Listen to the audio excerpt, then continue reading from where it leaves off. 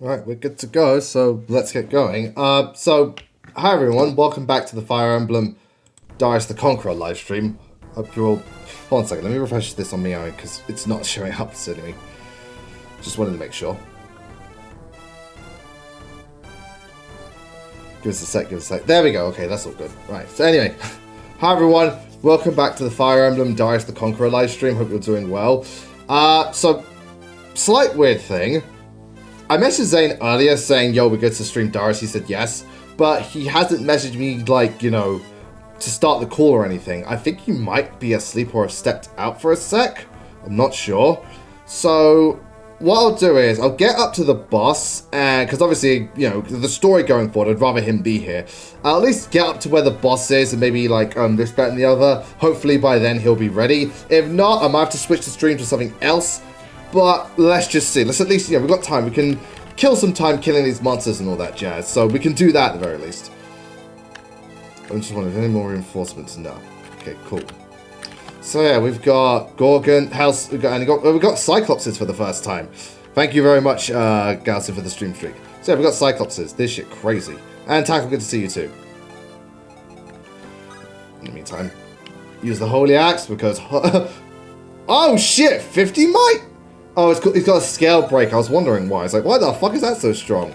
He's got a weapon that's super effective against dragons. Ah, suddenly it makes sense.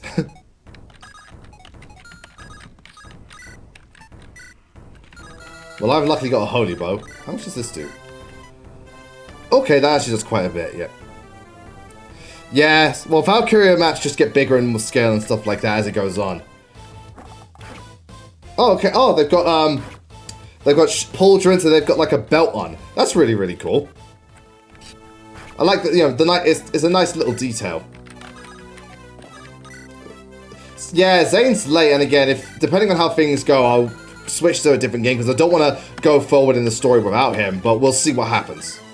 Anyway, Rider's Bane, die. Again, I'm not sure what's going on, but we'll wait and see. Maybe he's slightly overslept, maybe he had to step out for a bit, I do not know. Don't worry, I've got a backup plan if worse comes to worse. I do have a backup plan.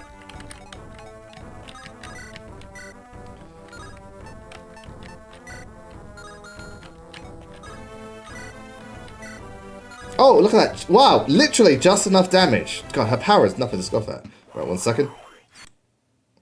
Ah, okay, cool. There we go. He's ready.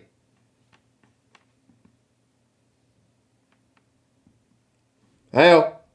Hey. How are you? I'm okay. Been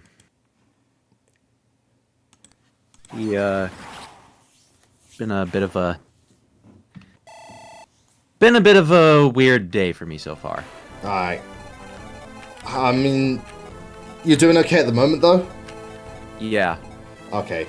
Yeah, everyone was wondering where you were. I just said, we'll get to the boss and then wait and see if you, like, because I assumed that you maybe overslept or had to step out for a second.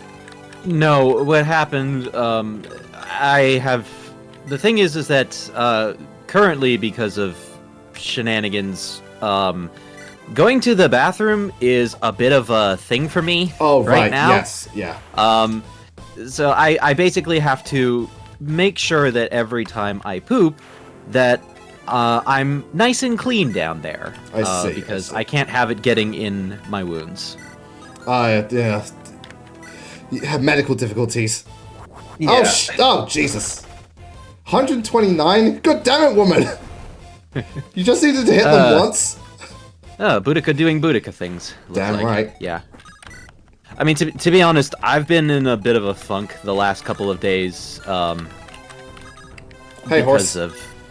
Because of stuff, so I am, I'm a little scattered and all over the place currently. Yeah. So, well, I read that long thread you made regarding the whole Chuggaa thing.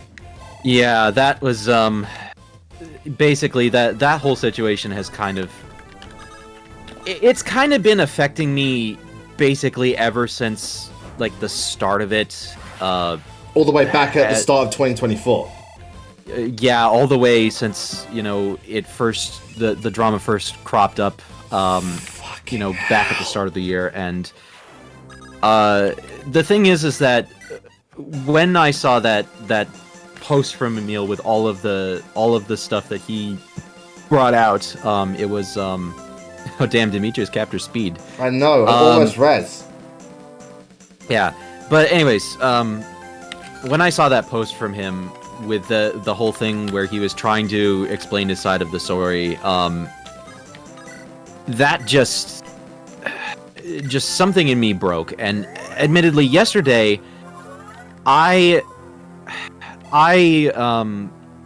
didn't get out of bed until almost 1:30 because I saw that, I read it through, and then I basically almost immediately wrote that long-ass thread about going into my thoughts on it. And yeah, I had not had a particularly restful sleep the night before, so that's that didn't help.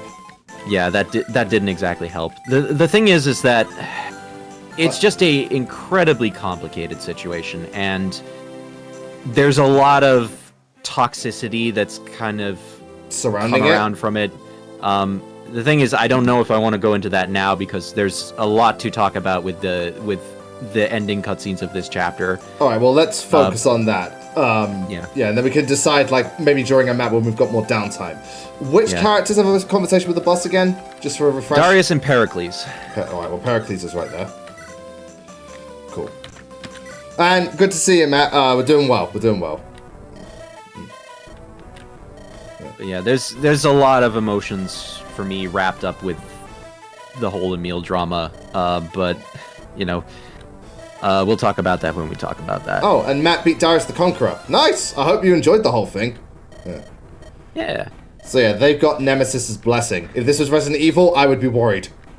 It's like, yeah, exactly. Oh god, where did he stick his tentacle? Stores. Right. Oh, another interesting thing. So this guy has one of those nuts again, which can lower Darius's level if we want it to. Which, it's still worth it. We could potentially cap his speed. Yeah. I put a lot of Juna nuts in this game partly because Darius was, easily rams his level cap. Yeah. Well, currently I only count 2. Yeah. There's a few more, but part of the reason I put them in was because there was initially that issue with the EXP calculation where enemies gave way too much of it. Yeah, I see.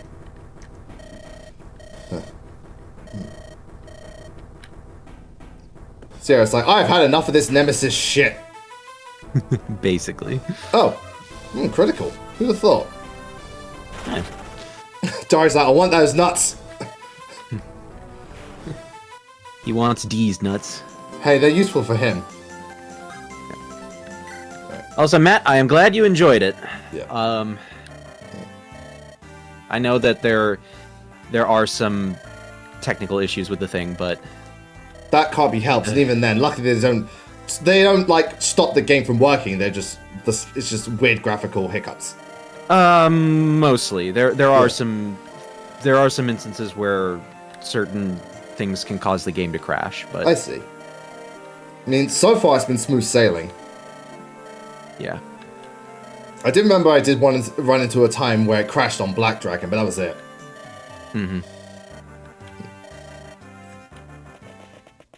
Oh. Yeah, Helen tells me she's been thinking about you. Ah, crap.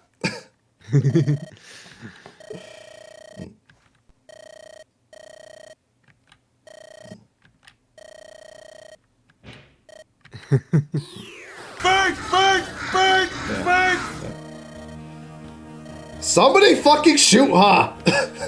Seriously, whenever these things pop up, hello Aqua, good to see you. Whenever these things pop up, I'm just like, fucking stab this woman, or stab someone. It's like, again, the amount of times what do you call it? Okay, so this is gonna be interesting. Yeah. This time Darius came prepared. Yeah. I am done with your shit!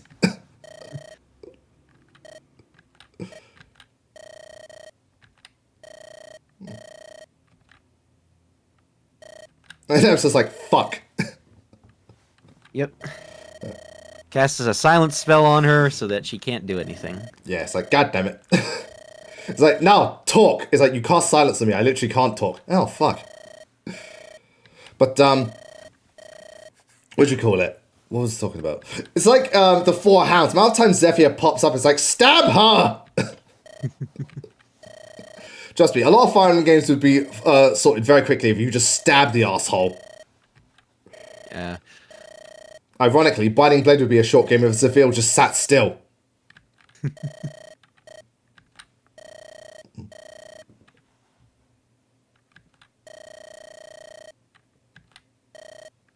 Previous comment directed at Zane. What are you talking about, Horace Altman? Oh, basically, he's interested in playing. Well, if you go to his Zane's YouTube channel, there's links to the ROM in the description of the videos. Yep. And I also have a link to the patch that I can post in the chat. Yeah. Yeah.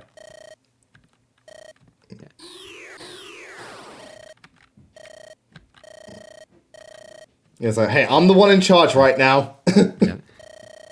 They take Nemesis prisoner, which Darius and Oratorius both say is an incredibly bad idea, and it turns out, we'll see later on that it turns out that they're right. Yeah. Unfortunately, Polonius is not that smart. Yeah, but I can see why Polonius would want to keep her prisoner, you know, learn about this, that, and the other, and so on and so forth. It's kind of like the whole Ring of Power. We should destroy the ring, but I want it. And you know why people want it. Yeah, pretty much. That it's so interesting, though. That's the interesting thing about Lord of the Rings, because they go on about the Ring of Power, like, bringing forth power, but when you put it on, it doesn't do anything impressive, but it's more so how the idea of power corrupts people. I think that's the main thing behind it. The thing is that you say that the Ring of Power doesn't really do anything. At least from what it's shown in from what I saw in the movies, on Sauron, yes, but on other characters, not. I know going invisible is quite the superpower, but it never felt like, you know, super extraordinary. But, yeah. Sorry, what were you going to say? Well, the thing is that the way that the Ring of Power works, because I've watched multiple videos about the theory of Tolkien's world, is that the Ring of Powerful was designed to essentially make people who are more powerful get more power. Oh, right. So on something like a Hobbit, all it can really do is just turn them invisible. Yeah, but if you give it to, like, you know, Gandalf or Boromir, would yeah. Okay, that's fair enough. That's fair enough. But I also think, obviously, the ring itself is a symbol for... Oh, shit. Yep. Casual Havgan. Yeah, it's like, why are you here?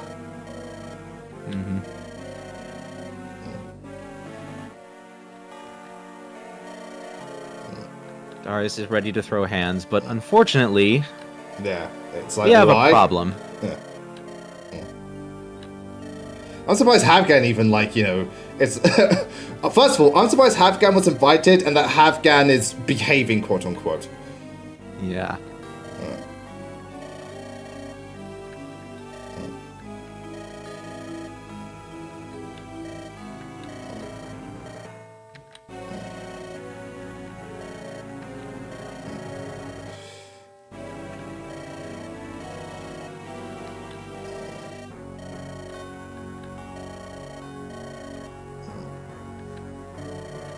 So yeah, now it's getting political and stuff. Well, you know, it's just interesting seeing Havgan discussing stuff given his whole persona. Yeah, this is... I think I talked about this before, but I brought up the end of Chapter 18 of Conquest. The idea of, you know, you put two characters who are mortal enemies in a place where they can't fight and kill each other, and I think that those kinds of scenes are really interesting. This was my attempt at that. Yeah. Okay, yeah. No, but it is interesting, because obviously... Darius wants to kill the dude, but Havgan's right there. It's like, no, we're talking right now. You're not allowed to fight.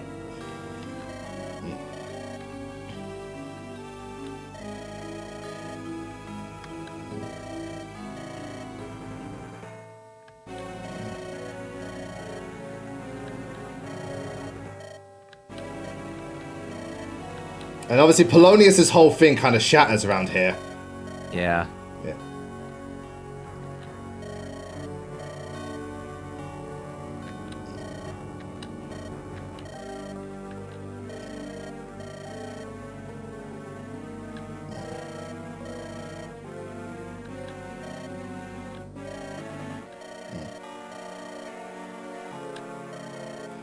Part of the thing is that Polonius had a deal with Havgan that the province of Eisen, which is where Darius's home is, he essentially left that territory to the Ironhorn clan so that they wouldn't attack Albion. Yeah. He's basically like, I'm paying you not to kill me. Yeah, basically. Yeah, and obviously, Havgan terrifies the dude and stuff like that. And so, as you can see, the king, when push comes to shove, is a bit of a coward. Yeah. But at the same time, Havgan's no one to fuck with. Mm-hmm. Pretty much. Just a very messy situation all around.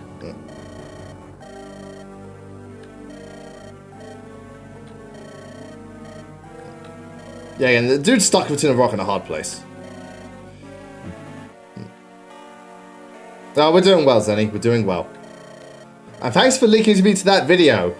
That was an interesting conclusion the person came to. I get the feeling I know what they're basing it off. I'm not going to make any assumptions, but I get the feeling they've read one article in this and their mind was made up from that. Terrible. Just terrible.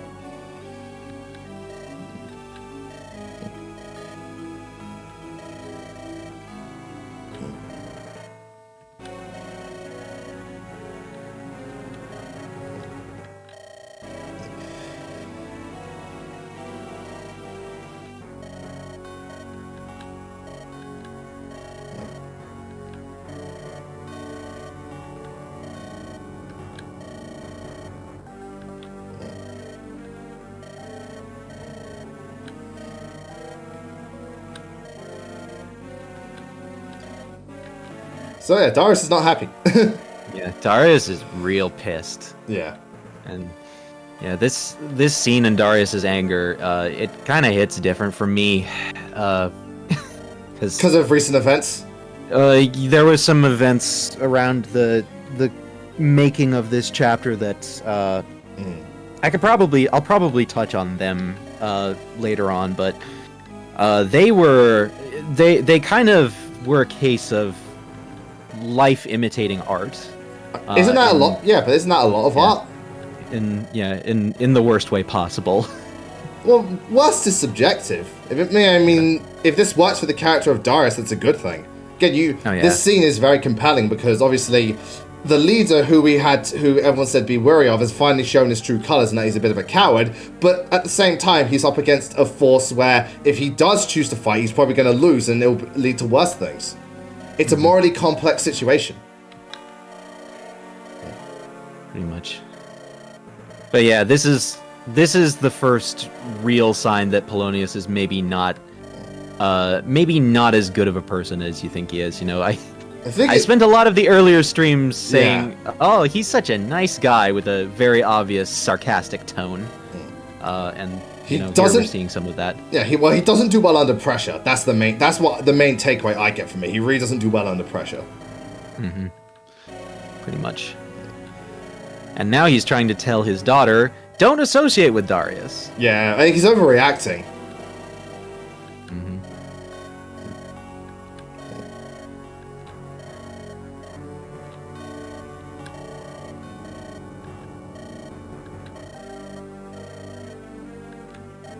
And it's like, what? It's like, oh shit.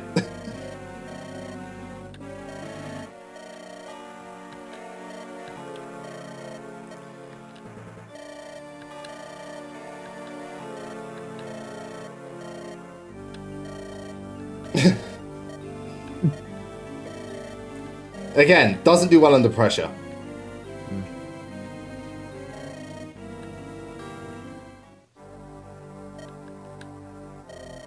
I under fire again. It's an incident that it's an incident that happened a while back, but it's basically I kind of made an ass of myself in front of a bunch of people that respected me. But again, I'll talk about that later. Yeah. Yeah. And this scene between Darius and Havgan was one of my favorites to write.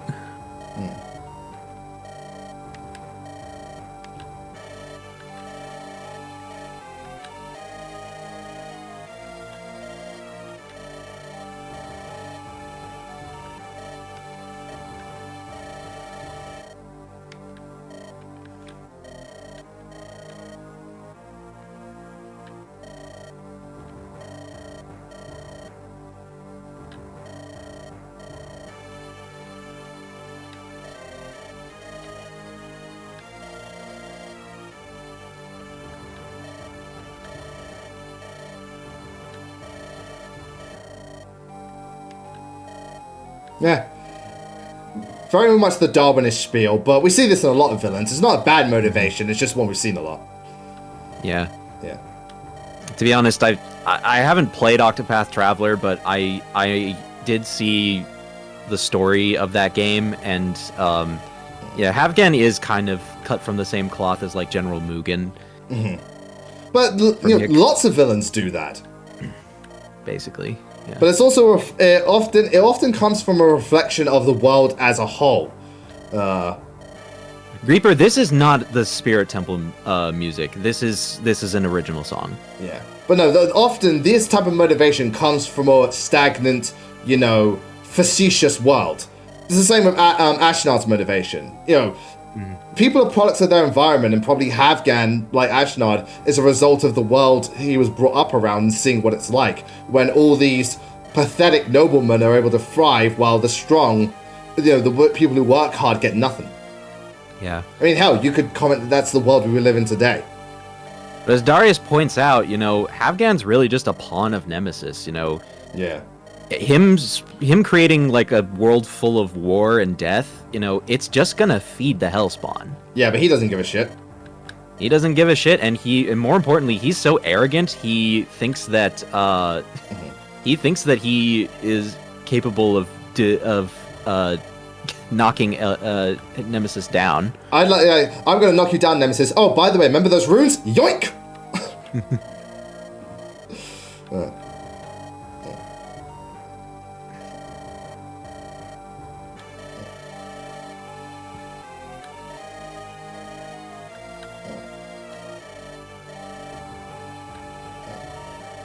Alright, we're just gonna, before this conversation continues, we're gonna take a quick break, then we're gonna come back, because this is fascinating, but it's also taking a while. Yeah, it is. The ending cutscenes for this are pretty long. Yeah, but necessary. As long as they're necessary, I don't mind length. Yeah. I know that Armory's actually doing a Let's Play of this on his YouTube channel, and one thing that he and one other person besides me who has been consistently watching it have kind of been saying that they think that some of the dialogue is a little too long-winded, especially in like the early game. Which I can definitely see their points, but for me, like, telling the story is kind of part of the fun. Was kind of part of the fun of making this. So it's one of those things where it's like I don't really have a good answer for you on on fixing that. Well, again, I think it all comes down to what's too much for people and stuff like that. Like, for me personally, as long as what's being said is, like, written well and all necessary, then length shouldn't really matter. Like, because again, it's not like useless waffling and all that jazz. No, it's to the point. It's just there's a lot to cover because the story scope and scale and all that jazz. And also, everyone's different when it comes to how much dialogue they can stomach. I mean, come on, man. If you can't stomach this, don't play visual novels. Those are nothing but dialogue. Well, again, if dialogue's fun to write, then go for it. And if the dialogue itself is good and relevant, write as much as you need. That's the key with anything. You learn this. I learned this a lot when I'm growing up in school and stuff, and like especially when it came to like writing essays and doing exams. It's not about how much you write. It's to do with what you write. If you have to write a lot, but it's all good, great. If you have to write a lot, but most of it can be cut out, that's waffling and that's bad writing. Some things do need all that dialogue. Yeah.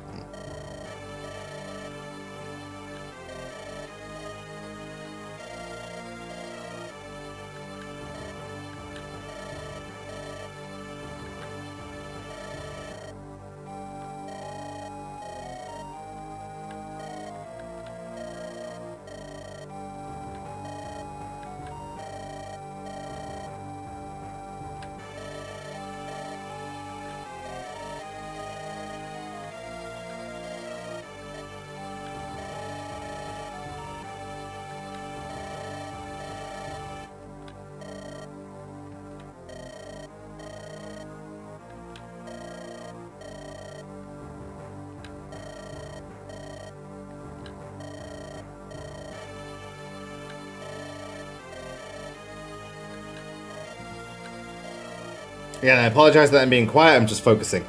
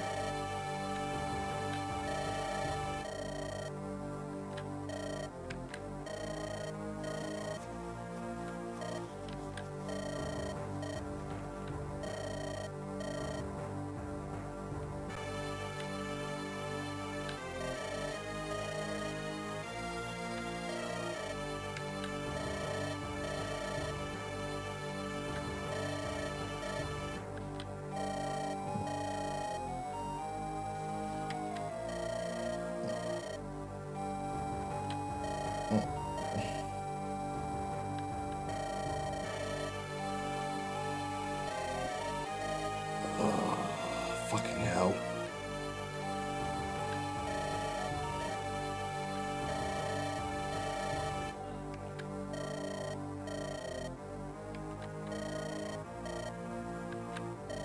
You alright? Sorry, just one comment made me groan.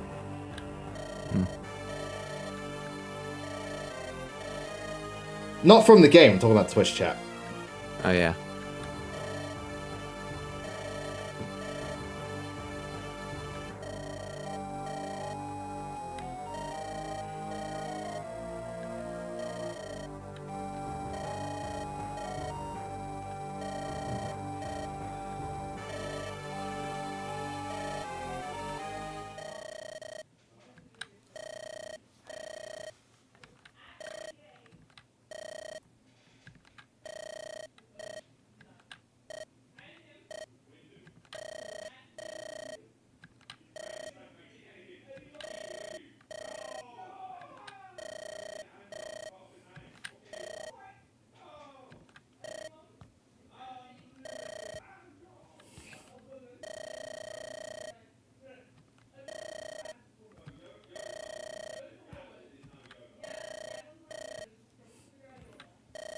Oh, it took you that long to to get it, Galcian? Yeah, obviously Ninian is definitely an inspiration for Helen. Yeah, Design-wise.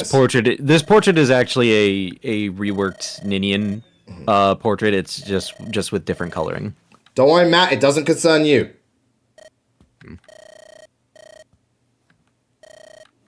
Is it Run Lion's comment? No, it's not. Yeah. Even though that one's... Never mind.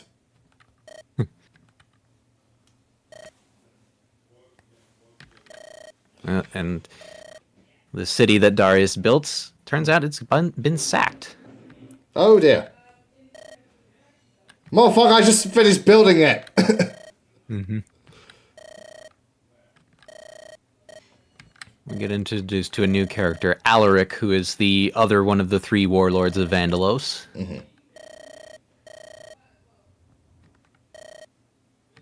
He's very much a unwilling ally of these two. Yeah, it's like, ugh. I'm only here because I have to be.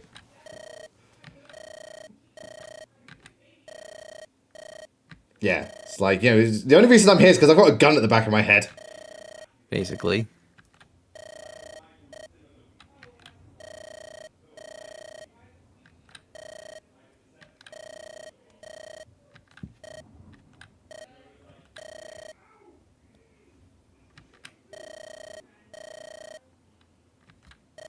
Who's the blonde guy? I'm not sure who you're talking about, Armory. Yeah. What blonde person? I didn't see a blonde person. Anyway. Time for the next chapter. Chapter 15. Yeah. Seeds of Discord. Well, we're talking via Discord. That's not why that chapter's named that. I know. Oh, his name is Hamilcar Armory. Yeah, Hamilcar. Havgan second in command. Yeah. Hey, Joel, good to see you.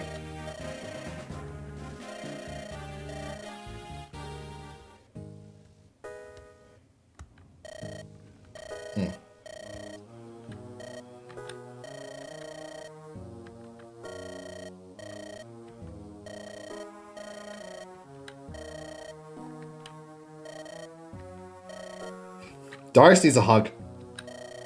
Yeah.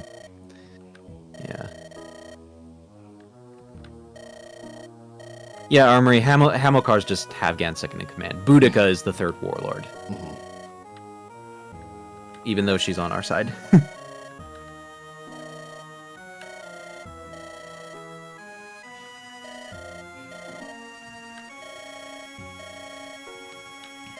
God, man, these people are dicks.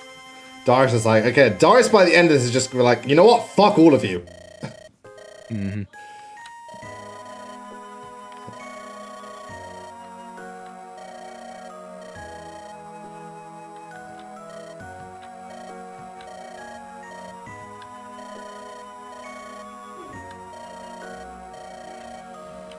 So yeah, we got a subordinate of the Ironhorn clan.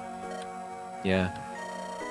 Basically, this whole attack was masterminded by Havgan as kind of a fuck you to Darius, where Polonius told Darius, "Don't go after the Ironhorn clan," and then Havgan sends one of his subordinate clans to attack them. Yeah, technically they're not. Yeah, they're not Iron. Technically they're not Ironhorn. So Yeah. I swear, Havgan's whole existence is fuck you, Darius. Basically. I was talking to my friend Zappy, who has played this hack and also watched some other people play it, and he said that Havgan was one of the elements that people really loved about this hack. Well, I mean, he's definitely a cool villain. It's kind of in that nice thing where he's interesting. He's interesting, not uber complex, but he is interesting, but he's also terrifying. Because usually with certain villains, they're either really complex but not that scary, or they're really, really overwhelming but not interesting in the slightest. Havgan is that nice middle ground. Yeah. Kind of like Ashnod. I think of Havgan as sort of like a cross between the Black Knight and Ashnard with a barbarian aesthetic, in a way. Yeah. It's funny because if we wanted to, the Black Knight could have dethroned Ashnard at any time. Probably, yeah. Well, no, if you check his Radiant Dawn stats compared to Ashnard's stats, he beats him. Because remember, Black Knight's holding back in Path of Radiance. That is also true, but I mean, Radiant Dawn stats just kind of work different compared to Path of Radiance. So they do indeed, but you can tell. But the Black Knight is definitely holding back throughout the whole thing. Yeah, that is true.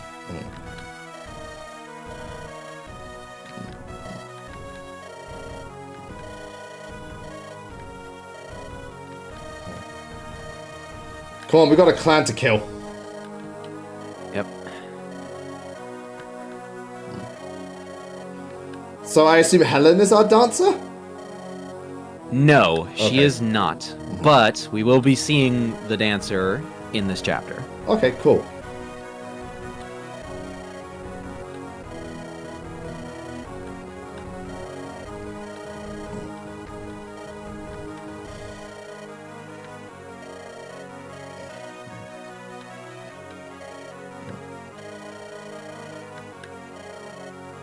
Now is it constant? I want to protect you, but I don't want you to get hurt. But I want to protect you, but I don't want you to get hurt. I'll just kiss already.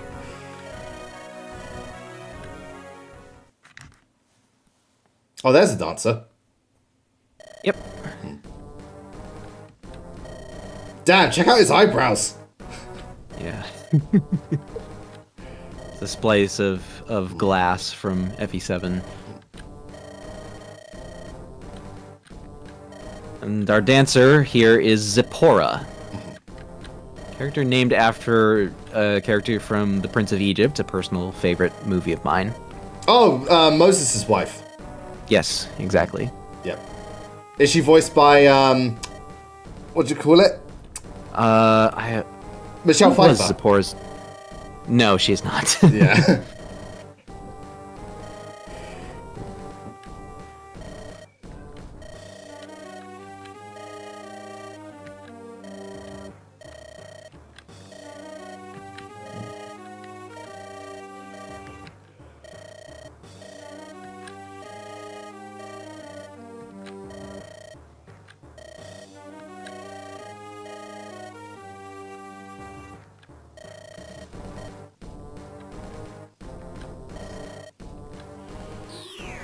No, there's the dancer. Yeah. So this reminds me of Ephraim's Ephraim's first map in Sacred Stones in terms of like the textures used and stuff like and so on. Probably is the same tile set. Well, you know what, Aqua? I was saying, yeah, do you want to give us some encouragement? Yeah, I was gonna say, Aqua. If you're in terms of making sprites, I did not make any of the graphics for this. I just because the nice thing is that the Fire Emblem hacking community has a full-on repo full of graphical resources. So, like, I mean, and obviously gameplay is, you know, an entirely different thing in designing the actual game. But, like, if you, in terms of, like, creating graphics, you really don't need to do that in order to get into ROM hacking. Oh, I've got to bring Yosef. And Helen. Helen's a mage. Cool. Yeah. Princess, so Helen, specifically. Yes, her class is Princess, which she's essentially the second lord of this game. Mm-hmm. You will also notice that she comes with her own Electra Tome, so she has Brave Tome access. Hoorah. It is technically a different item than Darius's Electra Tome, because the thing is that the Sacred Stones famously has two different lords, and they both have flags you can set for locking certain items to them. Yeah. The thing is that if you try to set both the Erica and Ephraim lock onto an item, it makes it so that neither of them can use it. So I had to create two. Yeah, I had to create two different Electra Tomes, one that Darius can use and one that only Helen can use. Gotcha. Right. So for this map, so any units in particular I have to bring for conversations or recruitment? Okay. Yosef has a talk conversation with Helen. They're both force deploys, and Helen has a talk conversation with Willow, which will show off where the secret shop in this chapter is. Got it. And Helen's over this side, so that's good. So let me, if the secret shop's here, I'm going to need the card. Zipporah is recruited with Darius. And Darius is also the only character who has a special conversation with the boss. Got it.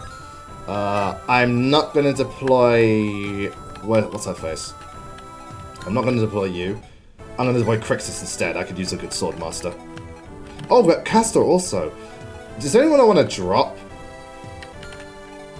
Because I haven't used some... Yeah, I'm just thinking about who I want to use. Because there's some people I haven't used in a bit, and then, you know, just make the team formation that little bit more interesting. Alright. So we got... Spear, magic. One healer. No, one... You know, Armory, I've been considering doing, like, some kind of tutorial where I help a friend who is interested in ROM hacking with actually creating something. Alright, we've got two healers over here. 1, 2. That one's got, yeah, 1, 2, 3. Plus that. We've got quite a few archers. I wonder if we can swap one over for a different unit. Well, she's just a wyvern. Right. There we go. Yeah, that should be about right. Cool. So we've got 2 treasure chests, a couple of units. Anything to steal, out of curiosity? Let me check. So start from. It's always best start from the boss. We've got another set of Juno nuts. Another set of D's nuts. Oh, this guy's got a red gem. Cool. So we can steal that if need be. I think we got a white gem. Oh, that guy's got a secret book. Okay, cool. That Dark Knight has a scimitar for some reason. That's a derp on my part. Hey, you know, and it ends up being the killing blow. Alright, turns out it wasn't a derp. So, no, he can't use it. He can't use it because the scimitar is locked to the Myrmidon and assassin. Oh, right, yeah. Line. So you gave him a sword, not realizing it was a class-specific sword. It may have just been an accidental thing where, like, I clicked too many times and set the wrong item to the thing. Yeah. Also, I've just looked at the map design. Yeah, we're just having mounted units over this side. Or at least those who can move pretty fast. No, we keep you lot. There will be some rogues that will show up and try and snag the chests at the top. They're pretty easy to kill before they escape. because I think the escape point is at the bottom of the map. But got it. Just a heads up. Alright, we'll take a quick break. I'm just going to sort out my inventory. Actually, speaking of which, if mounted units are necessary, I might have a map full of them. Just because I'm looking at, like, what's going on, and we're probably just going to need mounted units galore. Alright, so... let's get rid of the non-mounted people that we don't need. Obviously, we'll keep the mages, but... yeah, there's, like, 2 other mounted units I've got that are pretty good. I'm not using Winter Hair. She's not strong enough at this point. Yeah, that's fair. I will bring Crixus, though, because Crixus could use some levels, and also, there's a couple of axe enemies here, and Crixus can just fuck them up. Yeah, it's around this point that I think you may want to start trying to hone in on what characters you're going to be bringing into endgame. Don't worry, I got plenty of stat boosters as well, I'll be fine. Alright. That is also true. Yeah, we still haven't used any of those stat boosters yet, but that's something I want to do off-screen. Right. Give me another... do I have any of it? Oh, I'll take this, I'll take this. Take the nuts as well, and then use them. I mean, the thing is, Armory, Oh, Jumbo, yeah, good to see I you. would love... I mean, I would love to make tutorials. The thing is that, for me, I think my personal thing with tutorials is that I want them to either be scripted out or like have a practical thing where I'm doing them along with a friend, like teaching a friend how to use this thing. Okay. Also, Jeppo, I recommend Fire Emblem Awakening if you can get it as your first Fire Emblem game. If not, then Three Houses is the next best option. But if you can, definitely get Awakening first, in my opinion. I think Awakening is a better starting point than Three Houses. Three Houses is excellent, and I do think it is worth playing, but and it is a good starting point, don't get me wrong, but the thing with Three Houses is that it is potentially a little overwhelming because of all of the various different mechanics, and it can be a lot starting out. Well, it's also a very different Fire Emblem game, whereas Thing is a bit more traditional. So that helps too. Yeah, because Three Houses is very different. If you play Awakening, yeah, it is £30 to CX. Again, that's cheaper than Three Houses, and if you've got a 3DS, go for it. So yeah, I say Awakening. Definitely Awakening is a good one to start with, if you had to choose between the two. Do I have any more? Oh yeah, I've got Seraphim. It's going to be beautiful. Put this away. Take another so, sorry, I remember last map you mentioned fixing one of the weapons. Which one was it? Oh, if I was gonna say that Darius's Electrotome is a good candidate for the Hermern staff. Yeah, because obviously, you know, it quadruples. So remember, we don't need any holy weapons anymore. Oh yeah, I can use lances now. Hoorah. Hurrah and hooray. Yeah, well in which case, I don't really need a Sword Reaver. So I have a Sword Reaver, but why? You could use lances. A bit dumb, that. Yeah, and also... a bit rubba-bum-dumb, as you like to say. Yeah, rubba-bum-dumb. Rubba-bum-dumb. Alright, so we got those. Rubba-bum-dumb. Put away this. No, don't go to the shop. What are we doing? Put away the Holy Bow. We don't need it. We'll take the Mithril Bow, though. Yeah, I've got plenty of those. God, if that secret shop sells longbows, I know what I'm doing. Ah, Sio, good to see you, because you've seen how great the longbows have been for me in this game. Crazy. Oh, yeah. Unfortunately, I don't think they have longbows. They probably will have some holy weapons, but it's mostly promotion items at this point. Yeah, but, I mean, I might be able to use some. Let's see. Hold on.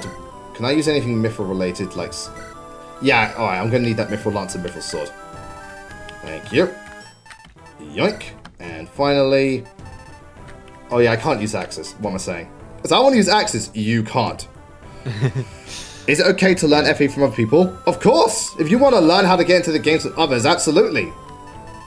The thing is that Lewis and I want to, with Lewis's help, make a video going into what the best games to start with in Fire Emblem are. And the thing is that there's a YouTuber I watch named Crash Thompson where he has a How to Get Into series, mostly for rock bands, but he also has one on the Dark Souls games. Yep. With how to get into them.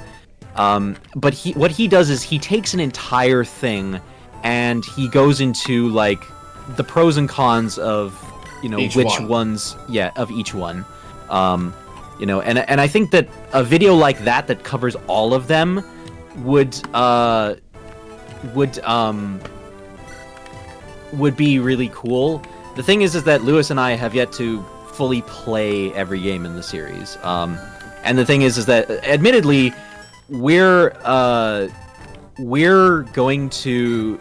The thing is that we probably wouldn't cover like the first 3 games in the series because they all have remakes and the remakes are probably better played over those games.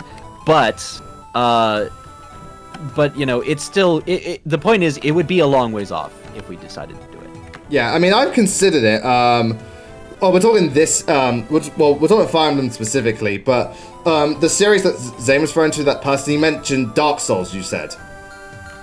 So no, the person you mentioned before, the videos about getting into stuff. You said who's good for like Dark Souls.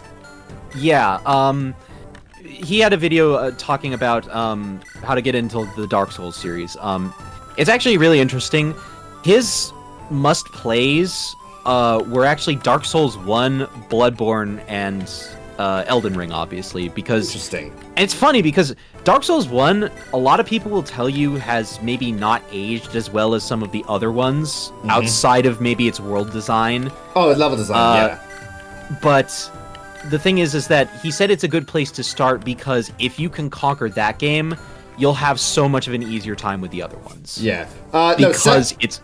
Oh, sorry, go ahead. Because it's...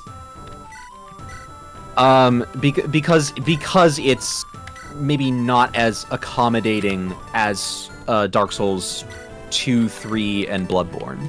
Yeah. So, yeah, if you can get through the jank and the difficulty, you'll be fine. Okay, so to answer your things, Jeppo. Shadow Valentia is a good game. Not the best starting point, because it's a very different Fire Emblem game.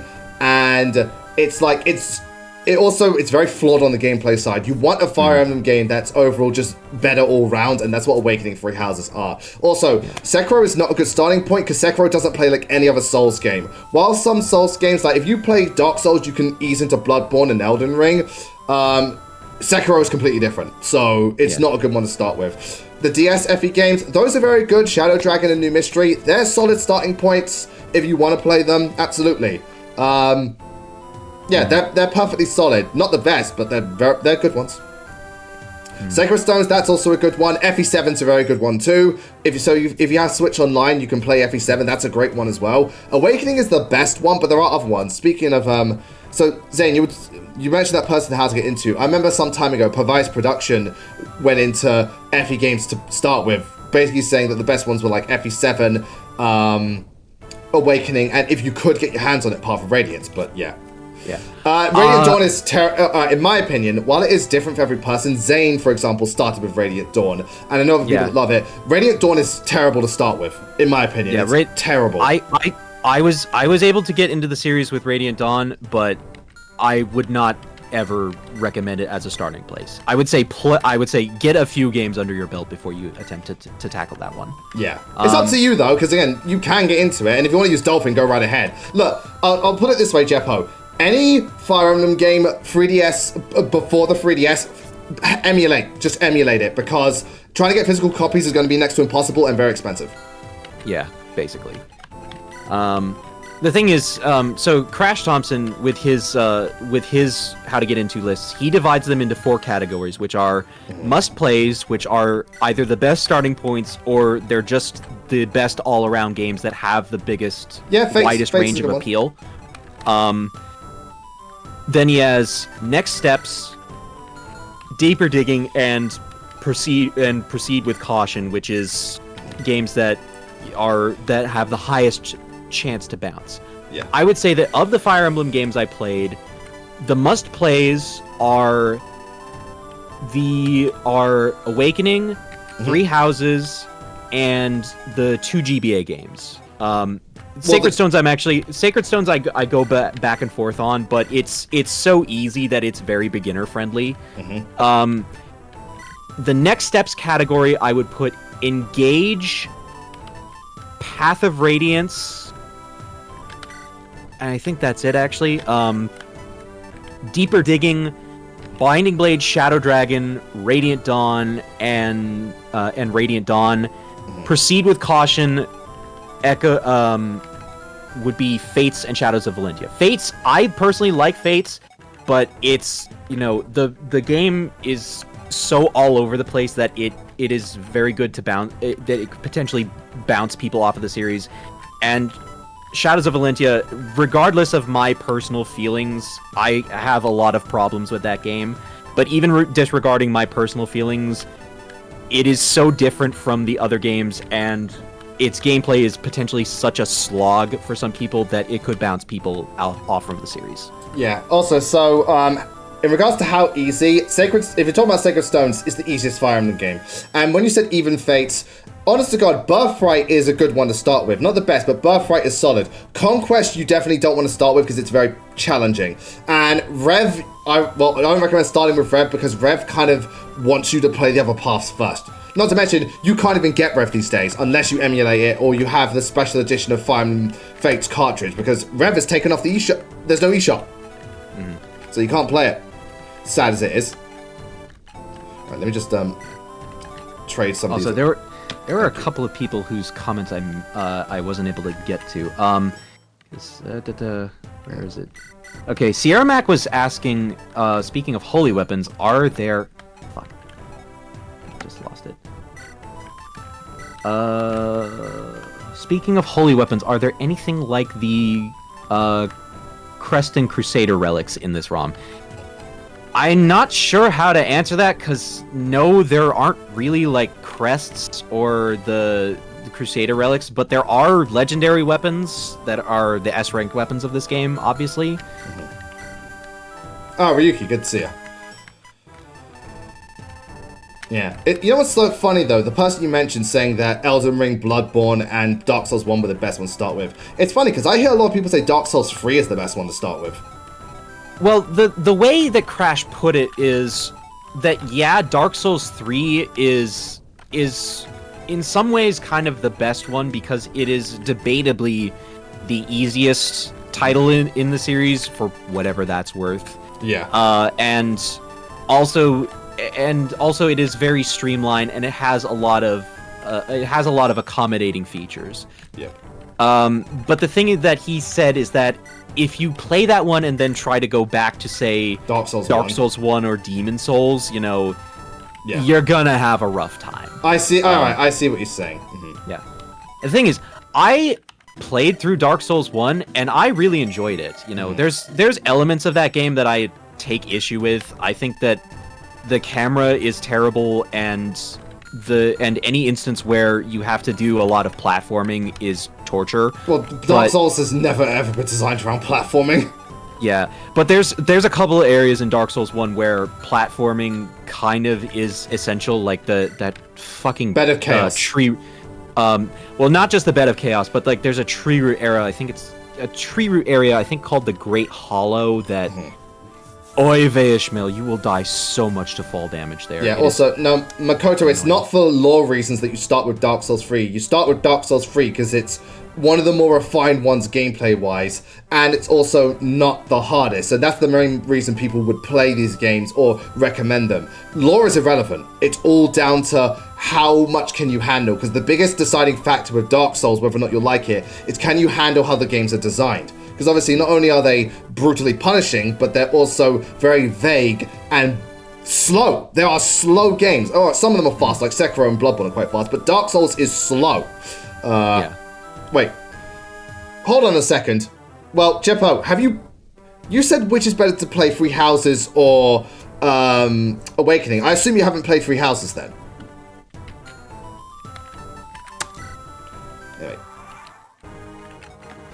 Right, let's get rid of this lot first. And Darius now is now back down a level, so he can just casually just get through them. Yep. But actually, going back to what you're saying, Makoto, Okay, when it comes to Dark Souls lore, people argue. Crash actually argued that it is better to play the first two first if you care about lore, because there's things that get sort of paid off in later games that are set up in Dark Souls 1. Okay. Also, well, if you've seen playthroughs and you can't decide based on... Well, if you're curious, go watch all their support conversations. And if you don't want to do that, though, and you can only decide based on found footage, I can't help you, because my next best thing would either be read all the supports or play the games and see how they function for you as units. Because if you're just going to do it from a secondary source, there's only so much you can draw an opinion from. In my opinion. But again... Yeah. If you want, go read all their supports. You know, if you've seen it secondary, then you obviously know a good amount about the characters. So reading for all their supports is not much to spoil. Again, oh, look at that. Dude, that has a 0 hit.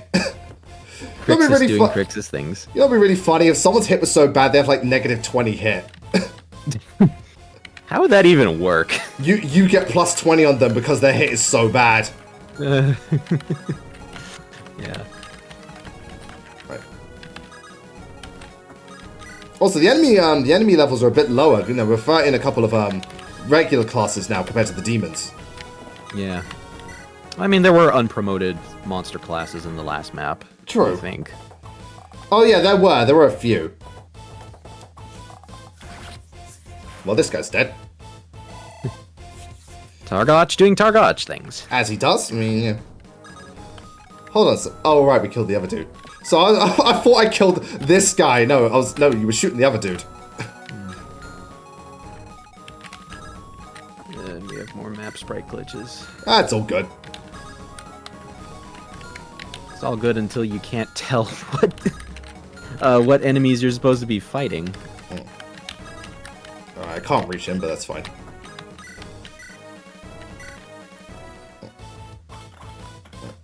Oh, you love Virion. You know what? You're one of the few. I don't know many people that like Virion that much.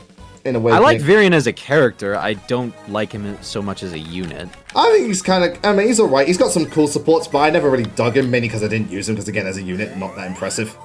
Yeah. But again, I don't know many people that talk particularly highly of Virion. I mean, Awakening is one of those games where archers... Well, I mean, bow knights are pretty alright, but archers and snipers are not very good at all. Not very impressive, yeah. Right, yeah, so I don't want to get shot by you lot. I say that, and yeah. No, he's funny. Get shot by the lot. Yeah, I mean, he's funny and he's smug and all that jazz. And, you know, he's a bit accident prone and so on and so forth. I just didn't really click with him. But then again, that's also because Awakening's cast is on, like, it's a very impressive cast, so it takes quite a bit to be one of the best characters in that game. Yeah. Again, Awakening has such a Awakening has such a strong cast that like the ones that aren't as good are, you know, are definitely noticeable. Yeah. Right. So I don't think that Awakening has like a truly awful character, at least in my opinion. Not at least in the main, not at least from the main cast of heroes. Yeah. Like I couldn't give two fucks about Valadar.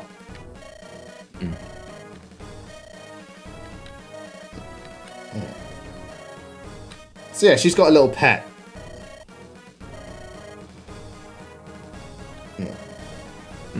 The stairs in the northeast chamber, yeah. Yeah, in the cell where the dancer is being held. Longku, yeah, you missed an apostrophe, but aside from that, it's fine. It's no big deal. Trust me. Look, the fact that you spelled his name relatively correctly is impressive, considering, you know, Twitch chat. A lot of people either that spelling mistakes or they speak in Twitch talk, the worst kind of no, they speak in Reddit talk, the worst kind of vocabulary. It is. Basically. Reddit talk is the worst kind of vocabulary. I can't stand it. Anyway, now that we've done that, I'm going to take a quick break. Then when we come back, we can go through the map and just talk about stuff and all that jazz. Again, we've got an hour. I reckon, given the map size, we should be able to wrap it up. But we shall see. We shall see. Right. So remind me, Zane, the tiers you that were outlined from the crash dude. Like, what were they called? Like must place, Must play, next steps, deeper digging, and proceed with caution / avoid. Interesting. Sorry, because I know like what you did for Fire Emblem and stuff like that. Where would I put it in the thing? But the thing about recommending Fire Emblem games is the means in which to play them, because some of them you just have to resort to emulator. Yeah, that is true. And the thing is, even with the sad part is that because Fire Emblem is an RPG and is naturally a little slow moving, there is a case to be made that playing them via emulator is still the best way of playing them. Yeah, but granted, for RPGs, Fire Emblem are more faster paced than most RPGs. Yeah, in a way. Well, they're definitely not. They're definitely not nearly as long. Most Fire Emblem games aren't nearly as long. Well, that's partly because Fire Emblem games, they're mostly made for handheld systems. Yeah, it's not until they started coming back to console that they started taking their sweet time to be playable. Yeah.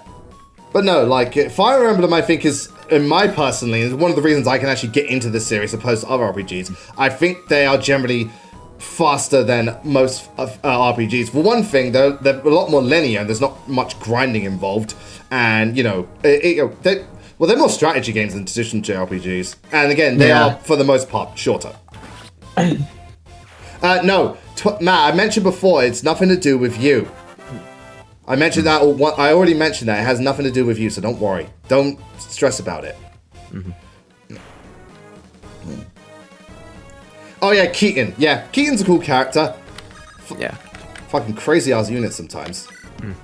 I did really like Fates bringing back Laguz-type enemies. Oh, Fates, that's the one thing Fates does so well. That class system is excellent. Yeah. Right, so I can just about reach it. There we go. Again, at the end of the day, it's like, look, the enemy should just surrender. You have an elephant. So surrender on what grounds? We have an elephant. Oh, fuck, they got an elephant. We have an elephant and we're not afraid to use it. No.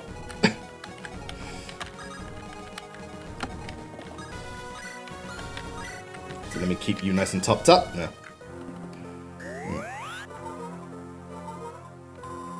Oh, you got a little dog, and he's a the dog's a wiener. That's lovely. Hey, doggos are lovely. I love that bit in Octopath. This is a doggo. It is a good doggo. All doggos are good doggos. Yeah, good ducky. Good ducky. Right, what weapon do you have? Steel lance. Cool.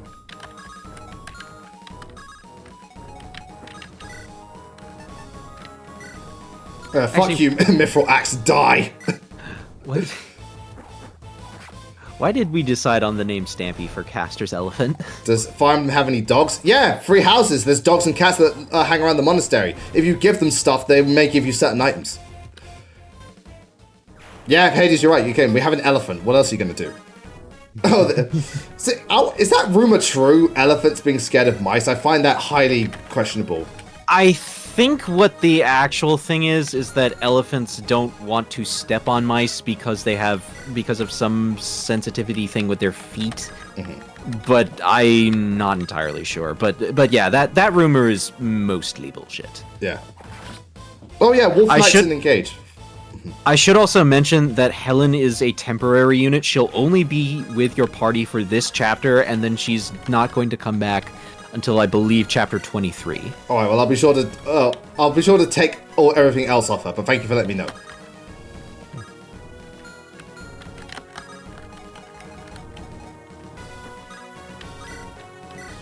Oh, I can't kill this dude. So that's a shame. Relax. There we go. I feel like I'm really overdue for another playthrough of Engage, because there's a lot of stuff that I wanted to try in that game. Yeah. Also, I'm overdue for a playthrough of Engage. I was gonna play it, but I've got to get through Xenoblade Chronicles 2 first. Oh, playing that game again has been an interesting experience. For better and worse. Yeah. Fire and Ice, my surgery, it mostly went well. It's just that there's some stuff with the aftercare that is... it's a pain. Yeah, I refuse to die today. Yeah, about that. Unfortunately, you don't have a choice. Yeah. Sorry, we've got Willow.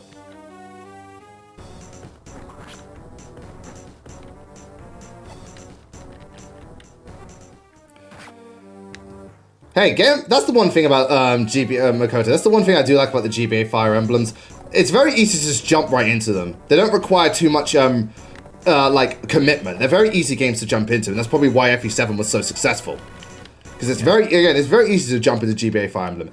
Some people consider them too simple in that regard, and I get it. But GBA Fire Emblem, for me, it's so easy to just pick up and play. Whereas other Fire Emblem games, they require commitment.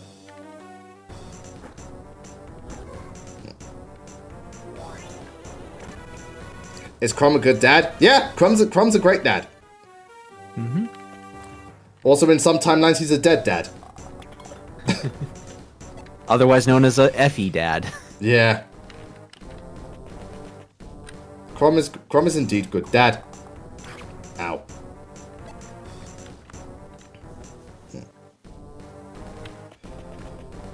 Oh, this motherfucker. Yeah, Fire Emblem does have dads die. It's often done for drama purposes. It's not out of spite, it's more so, yeah, just to make drama. Thank you. Hey, at least they've lined themselves up for me to easily pick them off. Ooh, that was a lucky dodge. That was. But again, they've lined themselves up for an easy, so I can easily pick them all off. Any of them live? Yeah. Pretty sure Claude's dad's okay. And, Ellerwood's, you know, Roy's dad's fine. Again, I can't name all of them, but there are fine dads that do live. What class is Yosef? Swordmaster. Yeah. Right, now to kill all of you lot, because fuck you. Ah, this guy's fast. Problem, this guy's fast. I swear I have the Hunter Bow, though. No, just Mithril. Why am I doing super effective damage? Oh, no. No, he's doing super effective damage to you. Yeah, but it's only 23. But I'm doing a 36. Yeah. Wow. Oh, color me impressed. Targoch is powerful, you know? Yeah. Fuck him up.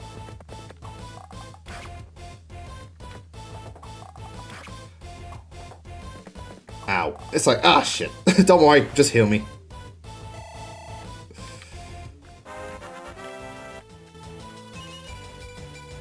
Yeah, Targoch is strong. Praise be the Centaur. Mm-hmm. Right, so you're over here.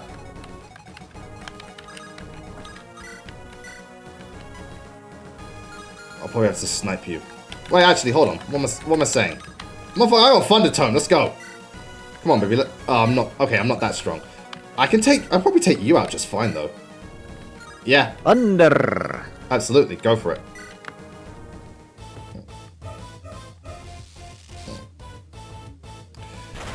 Boom, baby! Oh, don't you just love it? And Darius is like, at this point is like, I should have been a level 10 promoted unit, but fuck it. Right. So, 1 to 3 range. Because again, this guy, oh, he also got 1 to 3 range. That's fine, that's fine. Yeah. I've got, at least here I've got a higher void tile. There we go. Who'd you romance in all my Fire Emblem playthroughs? Well, that's the thing. Because I play through games multiple times, sometimes I romance a multitude of characters. But if you're going to talk about the characters I usually romance the most, or the ones I like to romance per playthrough, well, in terms of the ones I can romance, that's pretty much from... I don't know if you can romance anyone in New Mystery. I really can't remember. But for Awakening Itsumia, I have romanced Faja once, though. For Fates, it's either Kagero, Azora, or Camilla, but I've also done Felicia, and I have done Baruka as well. And I've done Nyx, and Orochi. For Three Houses, Dorothea for Crimson Flower, Ashen Wolves, it's Constance, Blue Lions, it's Mercedes, Marianne for Golden Deer, and for Church Unit, it's Shamir. And for... Who's the glass cannon in Fire Emblem Engage? Lapis. And for Fire Emblem Engage, I romanced Ivy, if I was going to do a second playthrough, I'd romance Yunaka. Zappy. Ivy is best girl. Ivy is lovely.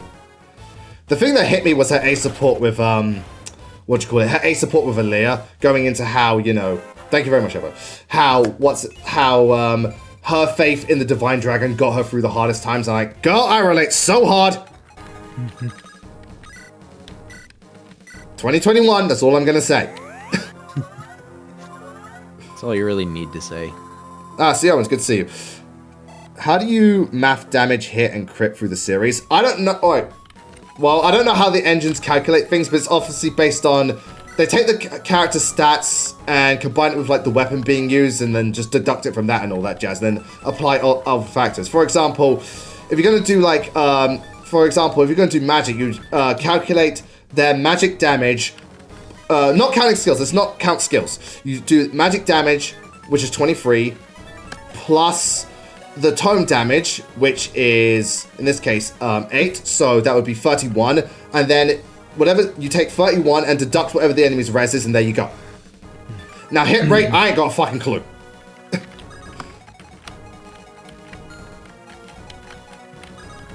But I think I'm on the, I think that's how they do it for just general damage calculation, but there's so many other variables. It's like trying to work out how Pokemon calculates damage. Because Pokemon also has that thing where it rolls up and rolls down. Oh, we got S-rank swords. Hooray. And a steel axe. Hooray. Alright, so yeah, let's get rid of the last of these enemies. Wait. Am I fast enough to kill you? Yeah, I was gonna say, I'd be worried if I wasn't. In this, Zane used a different sprite for sages. So they have like the big Leon capes and they use their staffs when they fight. It looks very cool. Yeah. Like so. Wait a second. Just hope this hits. Boom! Again, they look very grandiose. And her color scheme looks just immaculate. Yeah. God, these enemies are dropping weapons like every couple of seconds. Right. No, you got poisoned. Alright, so I'll have to use Restore on you. Because, again, poison is not fun. Nope. Not at all. Wondering, Zane, is there anything you wanted to discuss in particular now that we're at a point where we're just kind of going through the chapter? If you want, it's up to you. If not, we can just talk about anything else. I'm kind of back and forth because like the thing with me and the Chuggaaconroy situation that we were talking about, it's one of those things where it's kind of exhausting to talk about, but at the same time, you know, I told myself this year I didn't really want to bottle up, you know, things that were bothering me. So like I'm kind of back and forth on it. Yeah, that's fine. That's absolutely fine. And again, if it's one of the things, you already did make a giant post about it, so you know it'd probably be exhausting just talking about it again. I mean, the thing is that after that post, you know, I did some digging and I saw some people, you know, adding to the conversation, and some of the stuff that I saw was a little upsetting because there was one guy I saw who he said that Emil's whole thing was just kind of a whole bunch of phony baloney, that he felt like Emil was trying to play victim and sort of put up smoke screens around the situation, which made me angry personally. It made me very angry. Well, because it sounds like the person was being very dismissive. It was one of those things where like he said he read through the thing, but like his response feels otherwise. I feel like, you know, to me, I just looked at, you know, him saying, I read through the thing, and I just, the meme played in my head, so that was a fucking lie. Yeah. Oh, Jeppo, 0 strength, she's a mage. So she's got magic, but she doesn't need strength. Yeah, exactly. It's tough for me because here's the thing. I have met Chuggaaconroy in person, you know, and all of my experience with him have been nothing but positive. Actually, the first time I met him was at PAX East 2016. And when I went to that convention, there was one point where my friend and I were wandering around kind of looking for stuff to do. And we bumped into Emile and Massey back when they were still together. And I realized whilst I was talking to them that I had left a bag that had my portable game systems in another room. And Emile and Massey actually walked with me and my friend to go and get that bag. Okay. No, that's very sweet of them. Yeah, it was very sweet of them. You know, that first con was one of my favorite experiences. You know, and I mean, kind of a low bar for 2016, but hey, a good con is a good con. It was such a good experience. The other thing too is that I see a lot of myself in Emile, because we are both autistic, you know, and I see a lot of my mannerisms in him, you know, the times that I've been around him in a physical space or just seen him on camera. So even though I don't know him personally as well as several of his other friends do, I feel like I have a good enough handle on who he is as a person to know that the whole drama around him was very much blown out of proportion. And I think I killed that dude. You know, and it sucks, and I am somewhat disappointed by some of his behavior, but I don't feel compelled to be as harsh on him as some other people. But the thing is that part of the reason this drama hit me so hard is not just because I have had that personal connection with him. It's because, as an autistic person, you know, and with Emile being so, you know, kind of similar to me personality-wise, I am very desperate to see him, you know, to believe that he is trying to get better and that he is capable of coming back from this. Because the thing is that I touched on this briefly. You know, I mentioned in the Twitter thread that I wrote that when I was around 12 years old, or 10 or 12 years old, my family, when I was growing up, used to take in foster kids.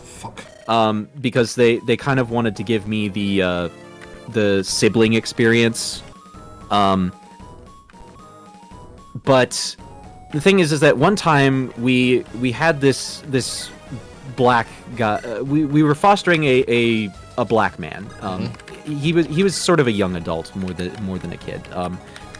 And there was one day where I deadass called him the N-word to his face in front of my parents, just because I thought it sounded cool.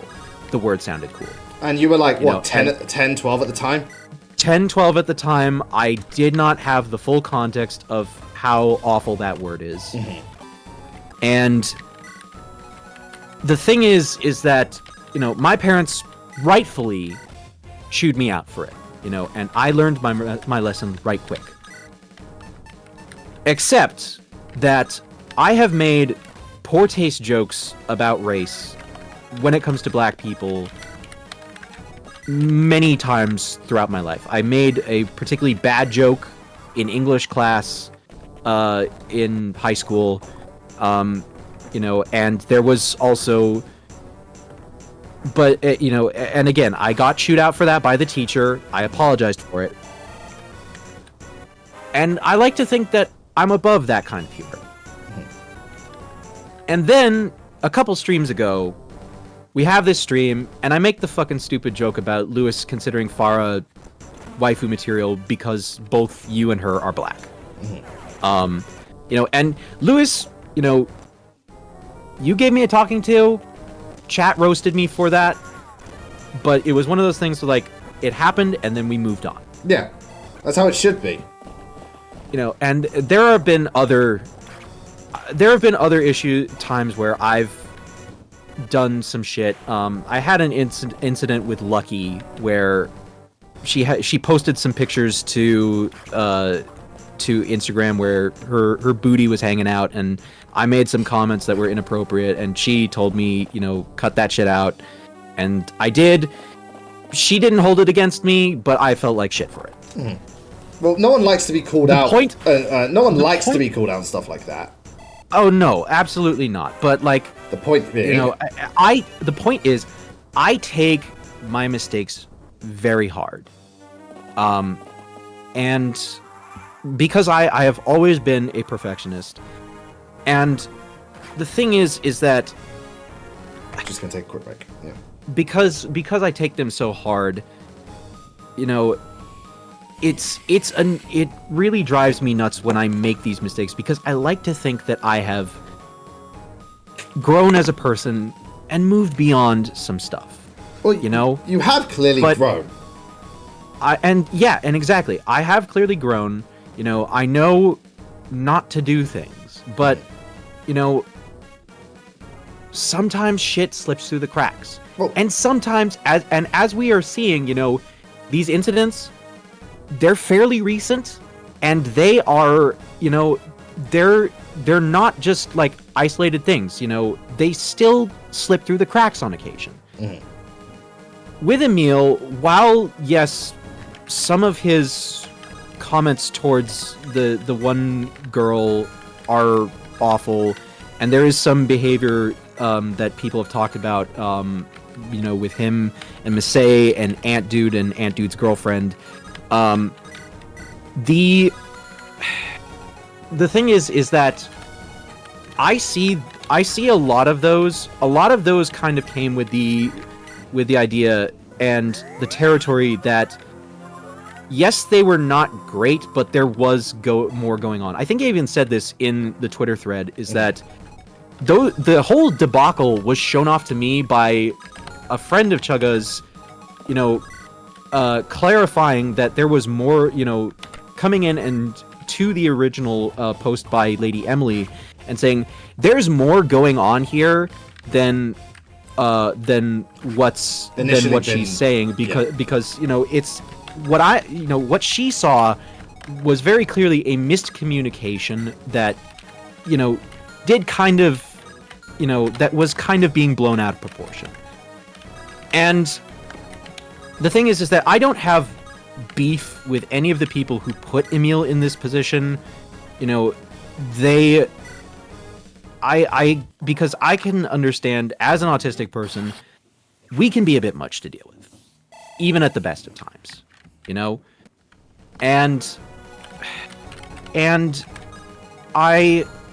But at the same time, while it's never, ever an excuse for our behavior, you have to remember, we're living with a fucking disability.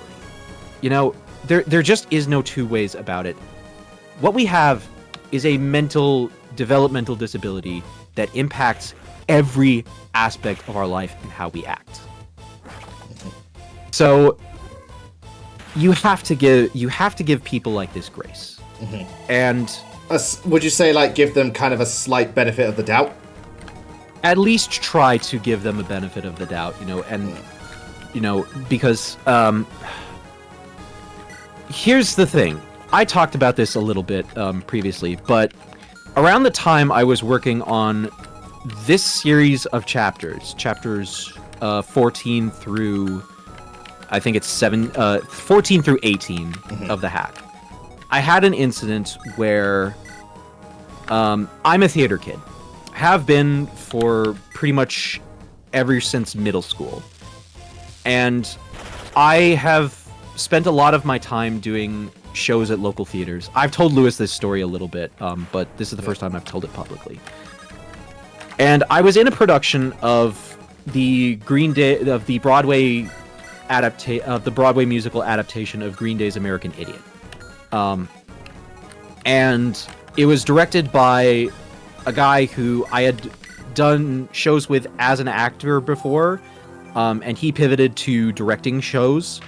He had directed the musical once, and I was in that production, and it was a great production. It was a difficult thing to work on, but it was a great show, and it went really, really well. And in this production of Green Day's American Idiot, I had two of my closest friends who I had made while doing theater in the production, and eventually my other favorite friend, Brian, would,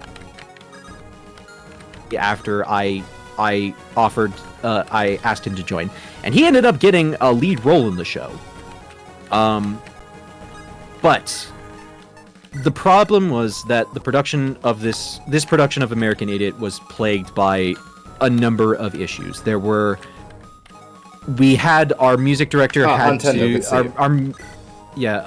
music director, who was also playing the lead character in the show, had to dip from the production for a number of weeks because his mother had been afflicted with cancer. And so there were a lot of times where aspects of the musical numbers, which comprise most of the show, just were not getting worked on. And I was frustrated by it. A lot of the cast was frustrated with some of the choices the director was making because they felt like they were not being valued, and they were not really getting like an instance in the musical where they could have a moment to shine to themselves. And a lot of them confided that stuff to me, and I didn't really know how to take some of it, because on the one hand, it's like hearing your friend, whisper behind your other friend's back. It's never fun. Mm-hmm. The problem was that eventually the rehearsal lasted for months, and over that time there were just a whole bunch of stuff that was kind of all of these problems were kind of piling up.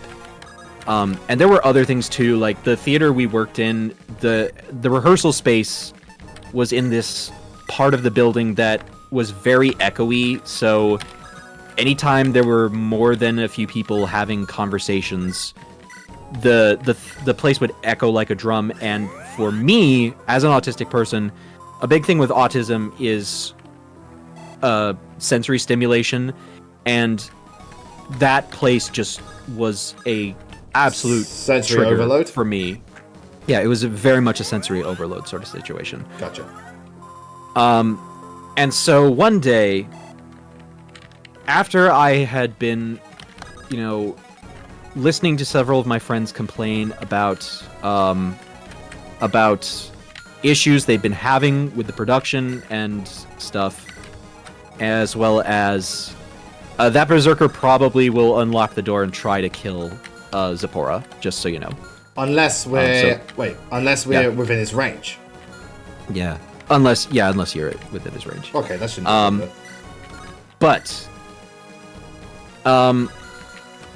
But the thing is that going back to my story, so we have months of things that are not getting worked on by, that I feel we needed to get worked on with this production. There were, and the director often, I would voice some of these complaints to the director, and he would kind of be dismissive of them, and I was, I didn't really think much of it because, the guy was my friend, and he, and I trusted him, because I had seen that he was able to pull off, a great show in spite of difficulties. then we get to a 1 rehearsal, and I was already dealing with some of Hold on a sec. the space that I mentioned. Alright, cool. Sorry, your thing cut out for just a second. It's all good. Good to see you, X-Ray. When did it cut out? Literally just for like 1 second. You just said rehearsal space. Yeah, I was dealing with some of the sensory problems that I had with the rehearsal space that day. And then we get to a 1 scene, which is one of the musical numbers where I was given a chance to shine. And the director made a change without telling me that essentially gave me a few less lines in the show, in this particular musical number.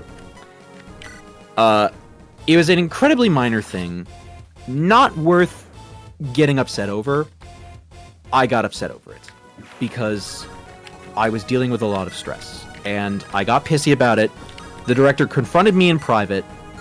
We had an argument. He made a comment that sounded like he was kicking me out of the show, and I just completely lost it. And I gathered my things up, but before I was prepared to leave the theater, and then before I knew what I was doing, I just exploded. I started screaming in his face, and then suddenly I ball my fist up and I throw a punch at his head.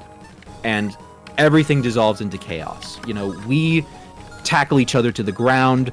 I jam my thumb in his eye, which was just an incredibly shitty thing to do. And we had to be pulled apart and separated. Mm-hmm. And it was an absolutely miserable experience. As soon as everything hit me with what I had done, I legit broke down crying. And I had 2 of my best friends, Will and Seamus, there, and they were comforting me. Naturally, I was kicked out of the show, and I was completely miserable because this is something that I had been a part of for months. It was something I was very much looking forward to, and not only that, I felt like I had just torpedoed my career in theater acting in just the worst way possible. And I had made myself look like a diva and a violent asshole in front of a bunch of people who respected me. I was ready to kind of give up at that point on life in general. I had my friend Seamus would come to me later that night, and he would help me. He would stay with me until he felt like I was safe. He's a good friend. Yeah, Seamus, he is on the list of people who I would take a bullet for, without hesitation. But the thing that got me out of the funk that I was in over the whole incident was actually Darius the Conqueror, because I had been planning the part of the story that I was working on for months in advance. And it aligns with this part of the story where Darius gets angry with Polonius over the whole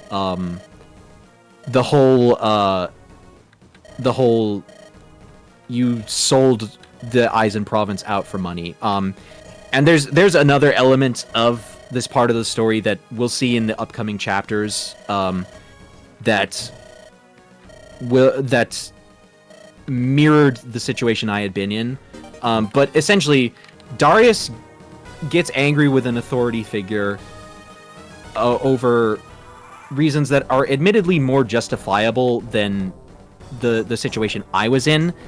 But he gets angry with an authority figure, gets in conflict with the authority figure, and he's forced into exile from... Spoiler alert, he's forced into exile from his home region because of it. Mm-hmm. And as I was talking with my friend Seamus, I realized the parallels between this part of the story and the situation that I was in. And it was that realization that gave me the motivation to finish this hack, because at that point it was not just me completing a ROM hack or even just completing a story. It was me completing my story and firming up in my head that things were going to work out and be all right for me. And, you know, so it seems like, you know, things did. It's very much like you mentioned, life imitating art. Yeah. For the most part, yeah, my life has gotten better since that part. There's been some stumbles, particularly with the first part of this year. But I was able to navigate the thing. I have yet to go back and do a theater show, and I probably won't for a little while longer, mostly just because I'm busy with other things. But I do plan on returning to theater at some point. So it wasn't the end of the world. Yeah. I hope that when you do return to theater, it all goes very, very smoothly. Yeah. Yeah. But the thing is that this is what I mean when it comes to forgiveness and making amends, is that mistakes like that happen, you know, and whether a person chooses to forgive Chuggaaconroy is entirely up to them. But even beyond, for me, it's not about wanting the man to come back necessarily, because I mean, the one thing that really cements to me that Emil is making the efforts to be better is that he's not jumping back to content creation. With somebody like, I know Pro Jared was brought up, I've seen Pro Jared get brought up a lot in conversations about Emil as somebody who was, you know, maybe unfairly thrown under the bus. I can't necessarily speak to how valid I think that is, because for one thing, Jared's crimes of deliberately asking for nudes under the guise of body positivity, like a body positivity thing in his Discord, that is a more serious crime in my opinion than anything Emil did. And then obviously the comparison that I made personally as an example of somebody who does not deserve forgiveness is Mangs, because Mangs, after he was outed for asking for nudes and for groping Goose, he immediately tried to jump back to content creation, and there was an incident where the developers of the fan hack Project Ember asked Mangs not to play their game, and he completely ignored them because he knew they could not enforce it because it's a fan project. You know, there's no legal takedown that they can issue. Mm-hmm. But so, and with the Pro Jared thing, it was one of those things where, because I was kind of in the same boat as you regarding it, because obviously while the stuff to do with his then wife was like, you know, there was more to do with that, but the stuff with his Discord did rub me the wrong way. So while he wasn't completely guilty in everything, he was guilty for some of it. Yeah. Mm-hmm. The thing is around the time that Pro Jared that the Pro Jared scandal happened, I was already kind of on the outs with him because I was getting frustrated with his attitude in some of his videos. Mm-hmm. Because he was kind of developing a nostalgia critic level of my opinion is right, your opinion is wrong crap. And I was just getting frustrated with that, so I was happy to drop him. You know, so the thing is that, but with Emil, he is deliberately taking time away from the spotlight because, you know, to work on himself, you know, and he has posted plenty of instances of the different kinds of therapy he's gone to. Mm-hmm. So I don't really know how people can look at that and say that he's phoning it or that he's trying to play victim. I think that Emil... It's hard to say, especially because, you know, we have seen instances of people who do phone it in, but it's like, just because, well, one... I'm not trying to make a pun or anything, but one bad egg they don't represent all of us. I know. There's other things about this situation too, like the concept of... I brought up in the Twitter thread that I made the concept of what I call purity culture, and particularly left-wing purity culture of, you know, this idea that you're not allowed to do anything wrong, even slightly. Yeah, the idea that you're not allowed to do anything wrong. And the thing about talking about that is that it's hard to do because there are a lot of good points to make that get parroted by bad faith actors. There's a lot of people who are progressive and left-leaning who will tell you that they think what we refer to as cancel culture is toxic and that it does more harm than good. The problem is that the people who are most keen to say that cancel culture is toxic and does more harm than good are people like Mangs. He said in his apology video that he feels like quote-unquote cancel culture does more harm than good.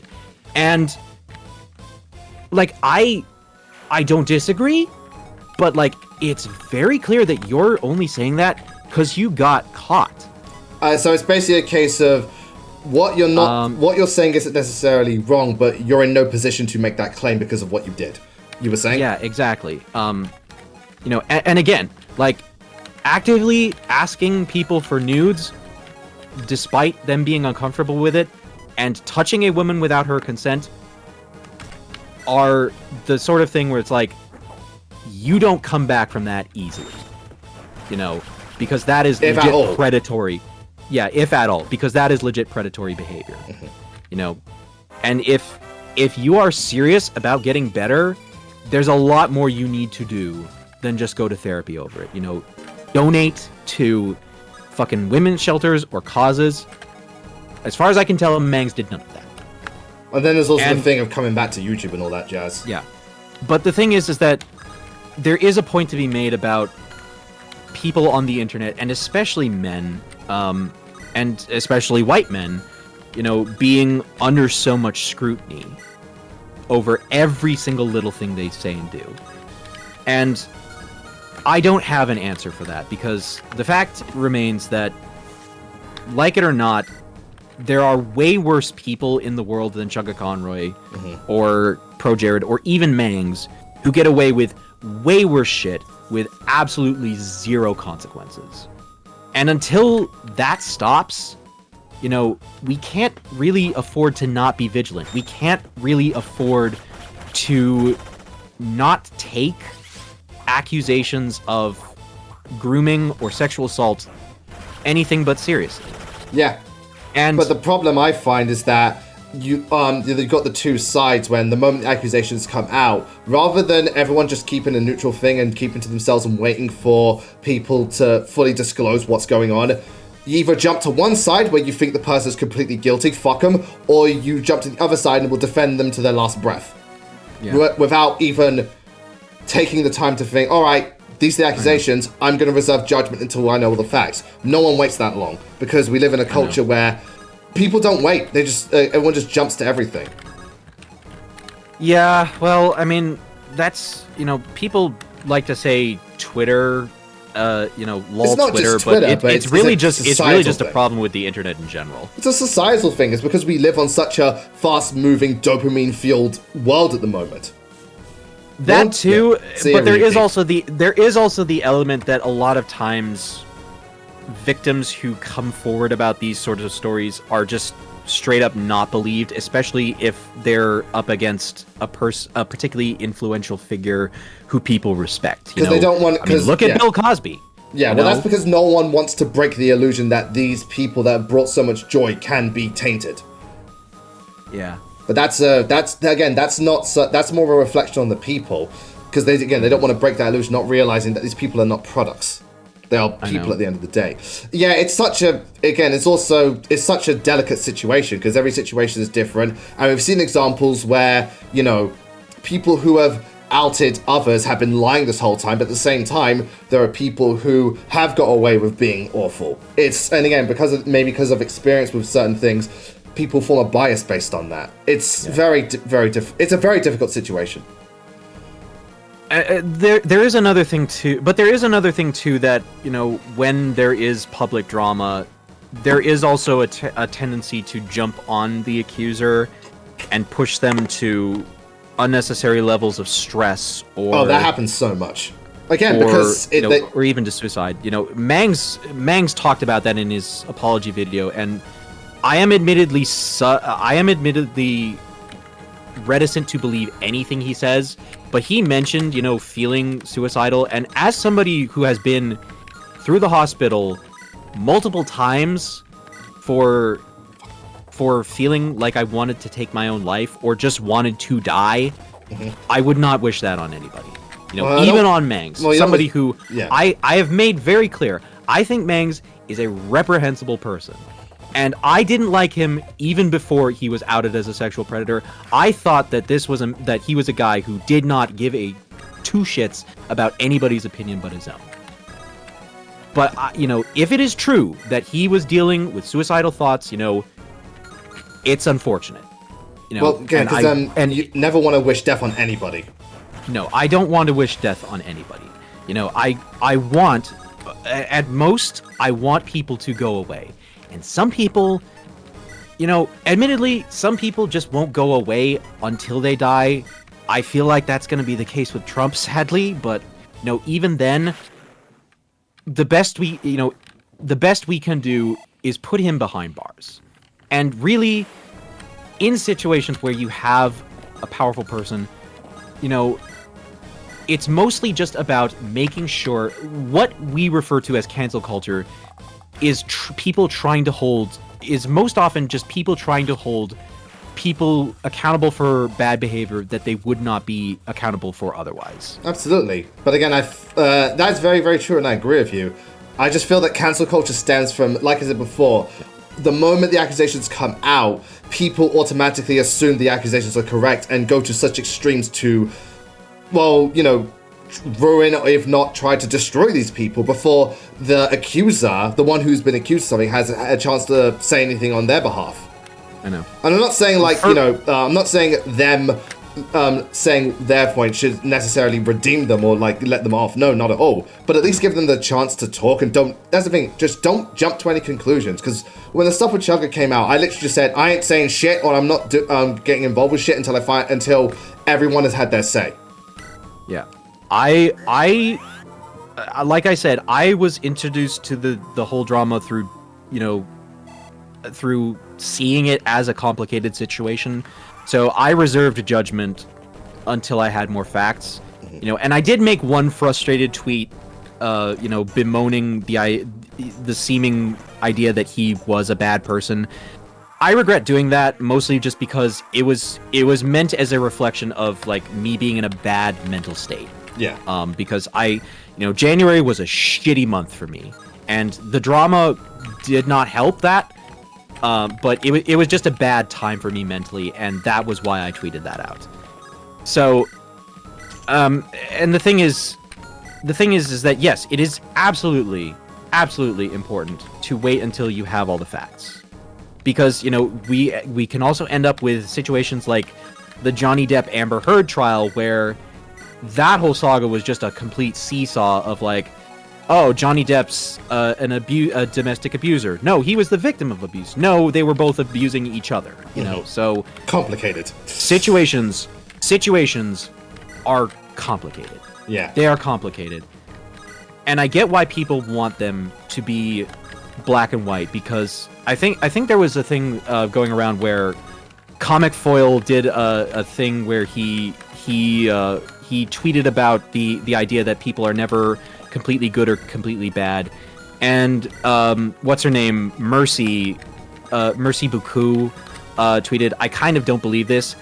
I get that, because even if situations are complex, there are real consequences for stuff. You know, I bring up Trump, you know, whatever complexities there are with the Trump situation, the fact is he is dangerous. He is a danger to America. I think there is no two bones about it. Yeah, I think the Comic Foil thing, I think a better way to word it would be, because I think I remember commenting this before, or something like that. It's not that people aren't completely good or bad. It's just that the best people can do bad things, and the worst people can do good things. Exactly. You know, I mean, he brought up Bill Cosby, which is again a little bit of a debatable one, because I've seen some posts from black content creators that have kind of that Cosby's legacy, even without the whole thing of him being a predator, is sticky because there were a lot of things he said over the years that are kind of reductive towards the black community. But the man was a great entertainer. I think that his humor is still really damn good, you know, and I can enjoy that much of him. You know, there's a lot of nuance to the idea of separating the art from the artist, but, you know, I can enjoy Bill Cosby's humor just fine because that does not have any bearing on who he was as a person, you know, for the most part. It's funny because even before I knew about any of this stuff, I personally never found Bill Cosby funny. And this is before I even knew about any of the stuff he did. His humor just did not gel with me at all. Yeah. But again, humor is super subjective.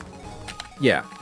I mean, it's tricky because there is two sides to the whole separate the art from the artist argument, because I've seen some people say that it's not really a good idea to try doing that because you can potentially miss problematic elements of a person's work, of a person's art that you might have, that sometimes do slip through. You know, if a person is, you know, does have a shitty worldview, you know, J.K. Rowling is the most obvious example where, yes, she doesn't directly write about any sort of trans issues in Harry Potter, but, you know, there have been things that people have criticized, some of which I think are fine, you know, because, you know, I think that they're fine to criticize, like the, like Cho Chang, and some of the stuff. Others, like, there's people who say that the goblins in the Harry Potter world are a Jewish stereotype. I personally think that's bullshit because outside of the whole being associated with Banks thing, there is literally nothing about their culture or their race that you could say is analogous to Jewish people. I don't see the correlation. Yeah. So again, it's complicated, and that's really the takeaway from this. Is it's complicated. There is no simple answer. There never is in situations like this. But people want to act like there is. Yeah.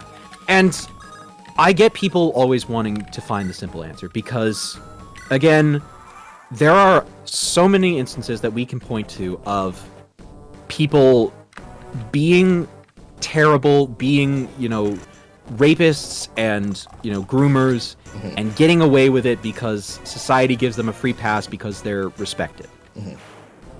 But we do have to take situations like that on a case-by-case basis. Well, yeah, you have to do everything case by case. Yeah, unfortunately, it is sad that some of them do slip through the cracks. But if you start using the extremists as the basis for how you should judge everybody, you're going to end up with a lot of condemned innocents. At the same time, if you're lax towards the ones that are innocent, you're going to end up with a lot of people getting away. You have to do it case by case, but people don't want to do that. I know. But yeah, I mean, it's a strange old world we live in. And very strange world. Yeah. Doubly so now that the internet exists, everyone can have an opinion, and you know, especially because again, stuff on the internet usually isn't taken as seriously as like direct involvement with, like, you know, proper police evidence and all that stuff. Yeah, I think that too is that there's a lot of talk about the concept of media literacy, and the supposed death of it. I don't necessarily think that it's a recent problem or that people are getting stupider. It's just that the internet gives, you know, people who don't necessarily know what they're talking about but think they do a platform to be as loud as they want, you know, and yeah, it works off what I like to call the howler monkey principle, because there's a scientific studies that show howler monkeys with small testicles and small penises are the ones who shout the loudest, you know, and well, yeah, it's like the village. if that is not the most perfect summation of the internet, I don't know what is. Well, again, this whole internet thing, and just in general, is the fact that the internet allows everyone to have a voice. But just because you can talk doesn't mean you should. But people don't understand that. And also, I do believe that the world is getting dumber. But that's just me. Obviously, I'm not saying everyone's an idiot. No, but I'm definitely noticing patterns, and stuff like that. But it's again. We live in such a crazy world these days where everything is open to everybody, but because everything is so open and everyone has a voice and everyone knows each other, everything becomes so entangled and complicated. Mm-hmm.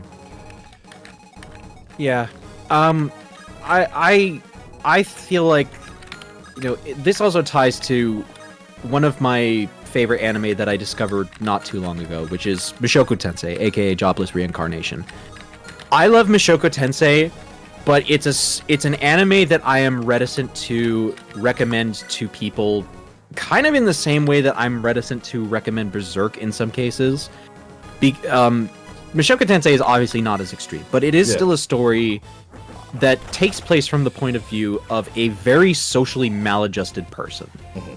And I have seen plenty of people over the years who really do not like Mushoku Tensei because they feel like the main character does not get better from a lot of his really reprehensible character traits in a fashion that they find satisfying. Okay. I vehemently disagree, but I think I do not agree with them one bit. And a part of that is that when I watched Mushoku Tensei, and I saw there were so many scenes of of the main character, reflecting on bits of depression, bouts of depression throughout his life, and that shit hit me hard. It scenes like that always hit me hard in media, but it hit me hard. And Mushoku Tensei to me was an anime that in a lot of ways propelled me to become a better person. I started watching it right around the end of 2021, start of 2022. And that time period was a time where I started making a little bit more of an effort to try and put effort into my life. Mm-hmm. And in a lot of ways, I succeeded because 2022 was when I started working on this hack, and that got me through rough patches and got me to do stuff that really helped me improve the quality of my life. So, it's a very personal anime. Yeah, it's a very personal anime, and I've seen people talk shit about it, and I get annoyed, but I get it. But it's very much the sort of thing where it's very personal to you. Like, again, your connection with it is something that people probably won't be able to relate to or understand. Yeah.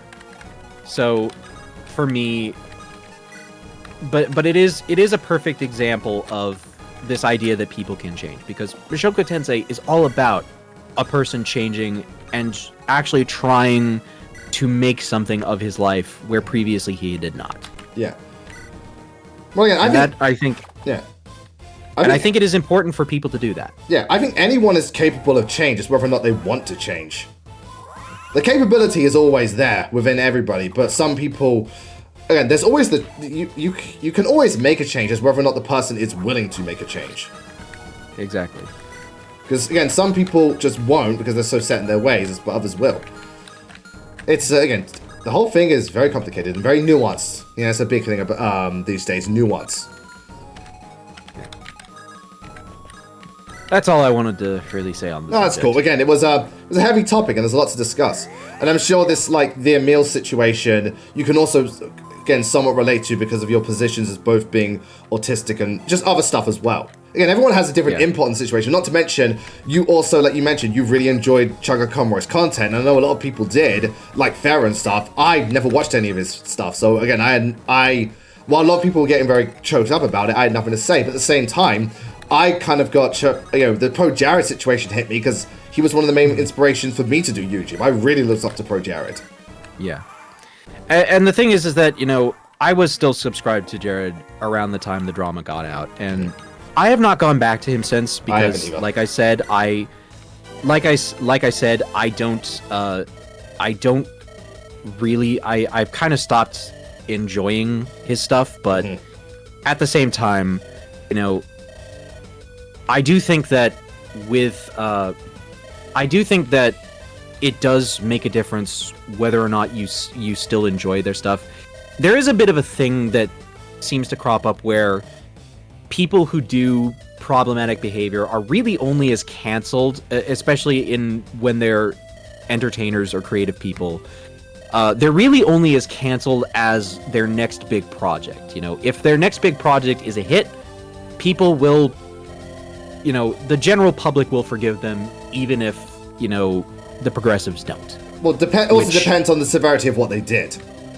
Yeah, that is also true. So, I think that for me, I think that for me, it does kind of come down to, you know, I still like Emil's stuff, and you know, I want him to, you know, take as much time as he needs to really improve, but you know, I do kind of hope that he comes back one day. Yeah. But at the same time, you know, I don't. That to me is not the point. The point is that I personally want to know that if God forbid I make a mistake that gets me in trouble, I want to know that I will have the capacity to recover and move on from it. Well, I think you certainly will. You've already shown that with the theatre incident, but you've got a really good group of friends that are always willing to help you. You've shown yourself to be someone, yeah, you occasionally slip up, but you continuously grow and all that stuff, and you're just a genuinely really good person. And Zane, you know, I've known you for a bit, but I think you're a wonderful man, and again, going forward in life, I don't see you personally making a really, really super big blunder, but anything can happen. But I think you can bounce back from it, especially if you really, thank you, Chaz, if you really, you know, if you really do want to improve. And that's the thing, whenever you do mess up, you do take it seriously, and you do show that you care and want to improve. Yeah. Thank you, man. You know, and the thing is that I don't ever want people to view me as some kind of messianic quality, even if as a creator my work somehow gets popular. Oh yeah, sorry, his song for the dance theme. You did ask how many songs from Majora's Mask I was going to put in. Well, this is technically Ocarina of Time. Oh. Yeah, exactly. But yeah, I don't necessarily see myself as, you know, going full fallen angel, but I am a very emotional person, and that means that I am prone to letting my emotions dictate my actions, which never ends well. Yeah. So I can only speculate what will happen in the future, but as a creator, I don't ever want people to view me as above being capable of doing bad shit. Yeah, well, on some level, I believe that about Chuggaa, and the thing is that, you know, I think that was a mistake, not one I'm gonna make again, but I am always going to wish the best for him, because I want that for him, and I want that for me. I want that for everybody. Yeah, I would want that for Mangs. I would want that even from Mangs, even though I very much know it's not going to happen. But I would absolutely love for him to prove me wrong. Yeah, but also the thing is, what you call it? That's the thing. Everyone is capable of doing horrible shit. It's whether or not they actually go through with it. And also it depends on the circumstances, what they do, and the thing at the time. Like you said, you're an emotional person. It's not like you're going to just do this stuff repeatedly or plan this stuff out. If anything, if you were to do it, and again, I don't want you to, and I don't think you would, it would probably be in a very extreme situation. Like you mentioned in the theater, you were under a lot of stress and all that stuff. You don't just do it just because one bad thing happens. Yeah. I mean, when it comes to people, good people going bad, I find that it is very rarely ever one thing. You know, you look at it's usually multiple. Yeah, you look at I mean, Hitler's kind of a cliche example, but like Adolf Hitler, you know, very much a toxic combination of like, you know, of child abuse, you know, being coddled by other members of his family, you know, trying to find purpose in the world and having that being taken away from him, you know, and being exposed to racial, to the concept of racial propaganda bullshit from a young age during relatively formative years. So, I mean, and that's obviously an extreme example, but it outlines the idea perfectly, in my opinion, is that it's never one thing. It's just, it's a buildup of multiple things over the course of of people's lives, you know, and some of it is it comes from their personality. Some of it comes from the circumstances around, you know, their upbringing, you know, or even just somebody like Elliot Rodger or any kind of, you know, mass shooting perpetrator. It's never one thing. Yeah, that is very true. It never ever is just one thing. Because we're complicated creatures. Humans, we are complicated creatures. Anyway, so I just quickly deal with them and then we'll call it a stream. Yeah. So we got our dancer, and we also stole all the items, so hooray. And then we can also buy the stuff. You said it was a staircase northwest or something like that? Yeah, it's the stair tile that's in the cell where Zipporah was being held. Gotcha. Well, yeah, that's cool. Zipporah herself is the dancer of the hack, and she's kind of ridiculous because her whole thing is that she can't attack, but she has the skill Power Staff, which allows her to use a staff to heal and then immediately take another action, so she can heal and dance. That is very, very useful. Yeah. No problem, Matt. Thank you for sticking around. Yeah. I know that this is one of those deep. This is turning into another Deep Chats live stream. Yeah, just with now 100% more Fire Emblem. But again, this is why I do the Deep Chats. Is these type of conversations that are good to have, in a way that is respectful, understandable, and enlightening. Again, we're not turning into an echo chamber or an angry mob. Yeah. I can finally use the rune sword. Oh, when he crit him, shit. Oh, damn.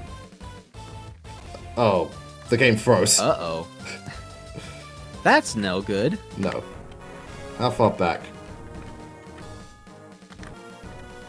Relatively far, so we'll just get... Alright, so we'll wrap it up here, actually. Again, so yeah, game crashed. I was like, oh, fuck it, end already. Alright, let me just save state now. It happens. Let me just... yeah.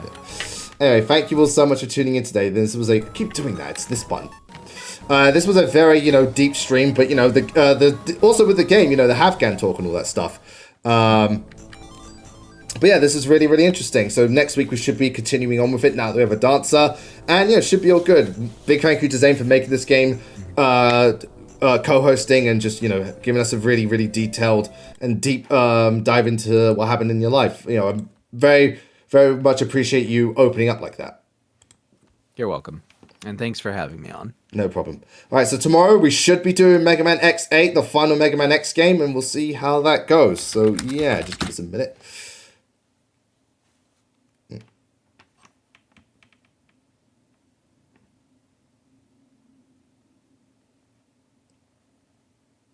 Alright, cool. So yeah, until then, thank you all very, very, very much for watching. I will see you all next time. Take care. Be sure to have an absolutely wonderful rest of the day. And once the weekend starts, have a wonderful weekend too. We'll see you all next time. Take care, and goodbye, everybody. See ya, everyone.